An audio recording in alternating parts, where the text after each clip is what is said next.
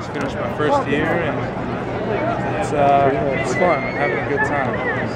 How did Cal prepare you for the pro game? Was there a big transition, or did you feel like you were really prepared technique-wise, physically, mentally?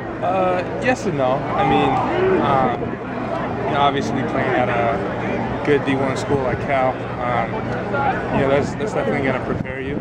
But then at the same time, you are stepping up a level, going to the pros, and there's always techniques and different things that you can learn, I feel like even at down to the 40-yard line, at the top of your first game, down, you're always learning. You're always trying to get better.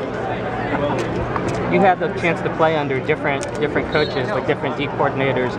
What do you think about what Coach Pendergast has done over these last couple of years?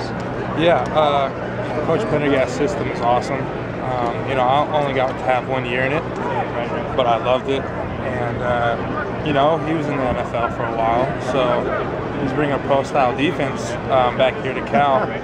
And, I think it shows on game day. What was the difference responsibility-wise for you? You moved around. You were outside, you were inside, you were everywhere. With Coach Pendergast using maybe a more sophisticated NFL style, did you have more responsibilities on the inside? Yeah, I think so. On the offense. Being an inside backer, you have to make a lot of calls, a lot of checks.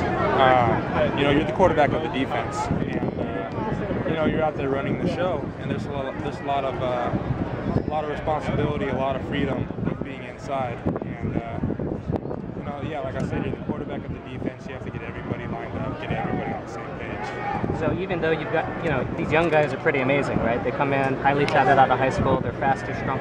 How long does it take for the speed of the game to kind of, where you catch up to that, to make the adjustment where you're just reacting and not thinking? Yeah. Well, I mean, for me, I think where you're just really just playing ball. It took me a good year of playing. Obviously you catch up to the speed pretty quick. Holding on the but where offensive things just come second nature, where you're not. And that's the end of the third quarter. Boom, boom, boom. Score remains blue team 14, gold team 13. A good year. Well, that worries me because you're one of the more instinctive linebackers we've seen. So yeah, well, I appreciate that, and not to say that you can't go out there and be successful. Fans, please draw your attention down the field. Where really 5 lucky fans will nature, attempt to catch a 25-yard touchdown pass from our very own Cal quarterbacks. If the contestant catches the ball, maybe longer. They get to keep it. I'd say a good year.